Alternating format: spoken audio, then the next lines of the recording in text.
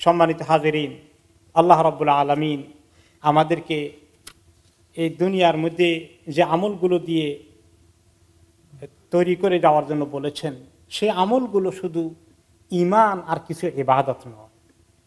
এই আমলগুলোর মধ্যে আমাদের জীবনের প্রতিটি কাজ কর্ম আমাদের আমল হিসাবে আল্লাহর কাছে লেখা হচ্ছে।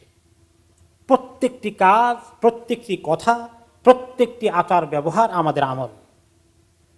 দোকানদারি করা আমাদের আমল, মানুষের সঙ্গে হাসি মুখে কথা বলা আমাদের আমল, মানুষের সঙ্গে দুর্ব্যবহার করাও আমাদের আমল।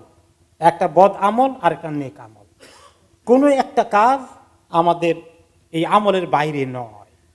এই জন্য আল্লাহ তাআলা চান আমরা যেন সুন্দর করে আল্লাহর ইবাদত করি, ঠিক তেমনি অন্য মানুষের সঙ্গে, অন্যদের সঙ্গে আচার আচরণে আমরা যেন ভালো ব্যবহার করি, ভদ্রতার আচরণ করি, কাউকে কষ্ট না দেই, রুক্ষ ব্যবহার না করি, রূঢ় আচরণ না করি। এবং এই জন্যে আল্লাহ তাআলা নবী করিম সাল্লাল্লাহু আলাইহি ওয়াসাল্লামকে পাঠিয়েছেন। তিনি একটা হাদিসে বলেছেন যে আমাকে পাঠানো হয়েছে উত্তম চরিত্রকে পরিপূর্ণ করে দেওয়ার জন্য।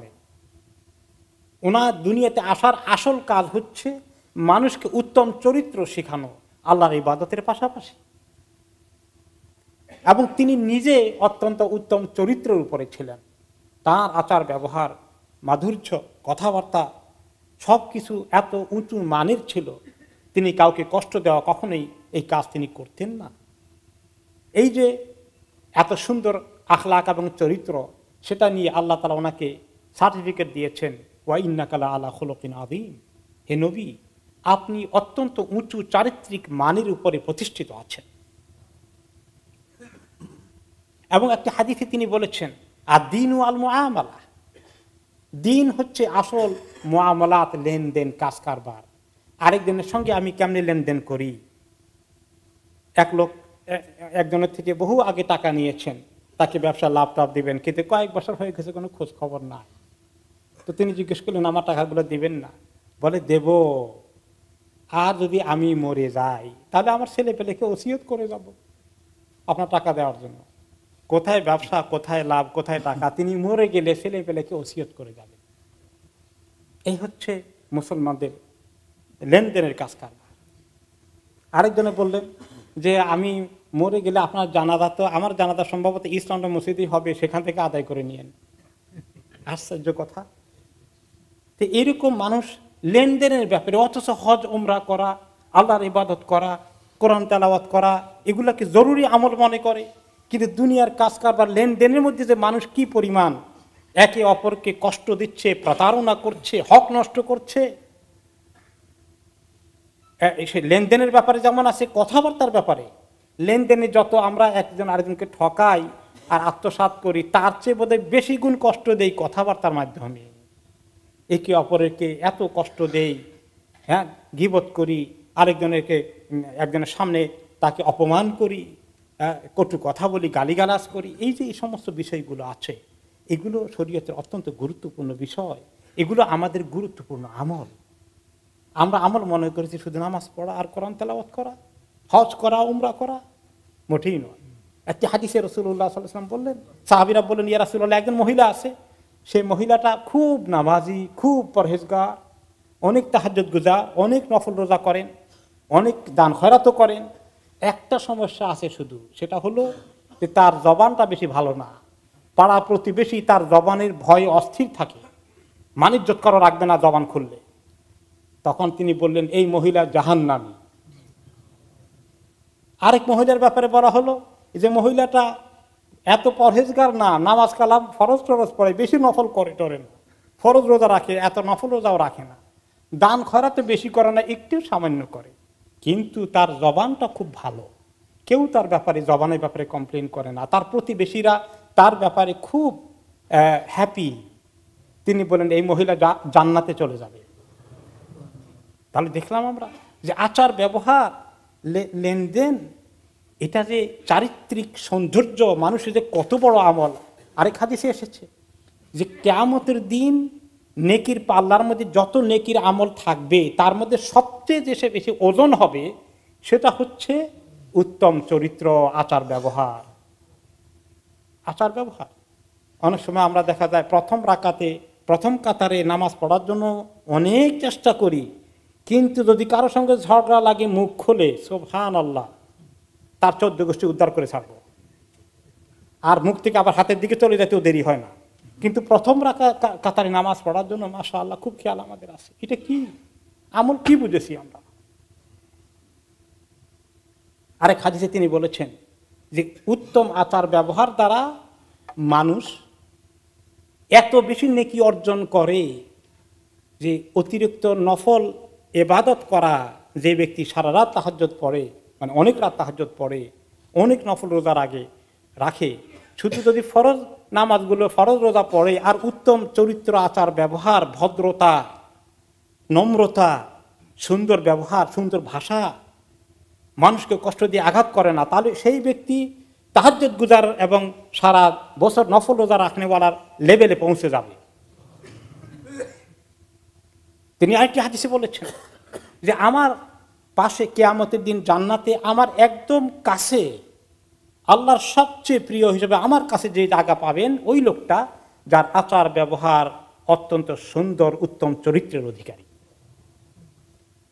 এই এতগুলো কথা তিনি আমাদেরকে বলেছেন মানুষের সঙ্গে আচার ব্যবহার করতে। আর আমাদের মধ্যে যত মন কষাকষি, দ্যাম দরবার, সব ওই মুখের ব্যবহার থেকেই সর্বনাশ।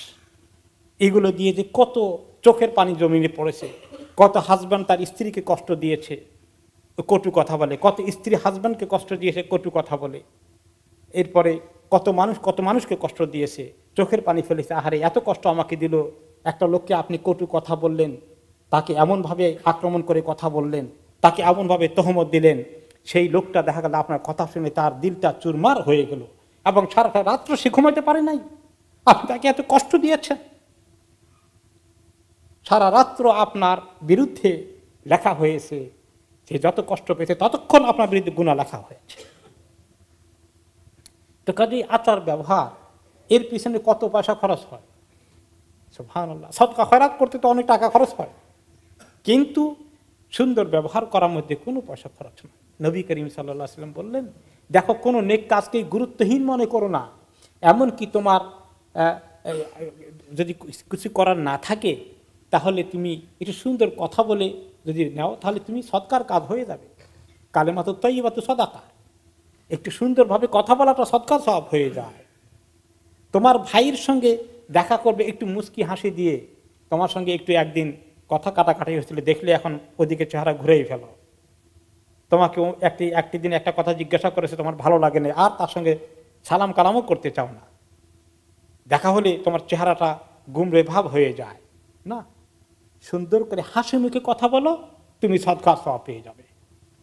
তাবাসসুমু কাফি ওয়াজহি আখিকা সাদাকা, তোমার ভাইয়ের মুখে দেখা হওয়ার সময় মুচকি হাসি দিলে তোমার অনেক নেকি হয়ে যায়, অনেক সাদাকার সওয়াব হয়ে যায়। নবী করিম সাল্লাল্লাহু আলাইহি সাল্লাম তিনি আল্লাহ তাআলার কাছে দোয়া করেছেন যে আল্লাহ আপনি আমাকে উত্তম চরিত্রের দিকে আমাকে ধাবিত করে দিন। উত্তম চরিত্রের দিকে আপনি ছাড়া কেউ ধাবিত করে না। আমরা এই দোয়াগুলো করি। তিনি আরও যেটা সাবধান করেছেন যে আমরা যে সমস্ত কাজ উত্তম চরিত্রের বিপরীত হয় ওগুলোর থেকে যেন দূরে থাকি। কতগুলো কাজকে তিনি বলেছেন এগুলো মুনাফিকি। কথা বললে সত্য বলবো, সত্য চরিত্রের কাজ। মিথ্যা কথা বলা, এরপরে ওয়াদা খেলাফ করা, আমানতের খেয়ানত করা, কথাবার্তা তর্ক বিতর্ক হয়ে গেলে গালিগালাজ করা, এগুলো কিসের লক্ষণ? মুনাফিকের লক্ষণ। তাহলে ইমানের বিপরীত কাজ মুনাফিকের লক্ষণ। এগুলো মানুষকে কষ্ট দেওয়াটা বড় ধরনের গুনাহ, আর মানুষকে একটু সাহায্য করা, হেল্প করা অনেক বড় নেকি। তিনি ইমানের শাখা প্রশাখা বলেছেন 72টা বা 73টার বেশি। শুরুটা লা ইলাহা ইল্লাল্লাহ, আর শেষটা হচ্ছে রাস্তা থেকে মানুষের চলতে কষ্ট হয় এমন জিনিস সরিয়ে দেওয়াটাও একটা বড় নেকির কাজ। এটাও ইমানের একটা শাখা। আর আপনার চরিত্রের মধ্যে লজ্জা শরম থাকা, এটা একটা ইমানের শাখা। আল হায়া শুবাতুম মিনাল ঈমান।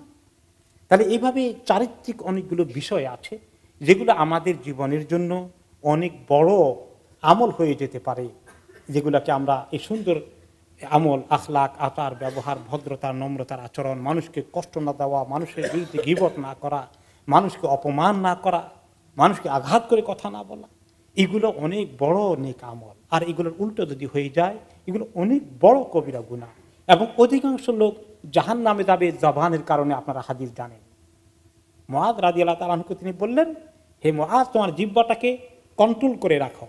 হাত দিয়ে জিহ্বা বের করে দেখালেন, আর বললেন যে এই জিহ্বা অধিকাংশ মানুষকে জাহান্নামে নেবে। চুরি করবে না সবাই, ডাকাতি করবে না সবাই, জেনা ব্যভিচার সবাই করবে না, কিন্তু জিহ্বার গুনাহ করবে অনেক লোক। আমাদের মধ্যে এখন অনেক লোক আসি আলহামদুলিল্লাহ, যারা এই সমস্ত চুরি, ডাকাতি, মদ খাওয়া, জেনা ব্যভিচার এগুলো থেকে আল্লাহ হেফাজত করেছেন। কিন্তু আমাদের জবানের অবস্থা কি? যারা আমরা নিজেদেরকে হয়তো এই গুনার ঊর্ধ্বে থাকার জন্য আল্লাহ তাআলা মেহেরবানি করে তৌফিক দিয়েছেন, কিন্তু জবান থেকে বোধহয় আমরা বাঁচতে পারিনি। আর সেই আচার ব্যবহার এই জবান দ্বারাই মেজরিটি সময় ঘটে। তার সঙ্গে যোগ হয় লেনদেন, মানুষকে ঠকানো, প্রতারণা করা ইত্যাদি। এগুলো থেকে দূরে থেকে একটি উত্তম চরিত্র গঠন করার জন্য আল্লাহ তাআলা নবী করিম সাল্লাল্লাহু আলাইহি ওয়াসাল্লামকে দুনিয়াতে পাঠিয়েছেন। আল্লাহ তাআলা যেন আমাদেরকে সেই তৌফিক দান করেন, আমরা যেন উত্তম আচার ব্যবহার শিখি, আমরা যেন উত্তম চরিত্র গঠন করি। যে সমস্ত চারিত্রিক গুণগুলো মানুষকে ক্ষতিকারক হিসাবে তার ভিতরে গুনাহগুলো নিয়ে আসে, সেই ক্ষতিকারক বিষয়গুলো থেকে আল্লাহ তাআলা আমাদেরকে হেফাজত করুন।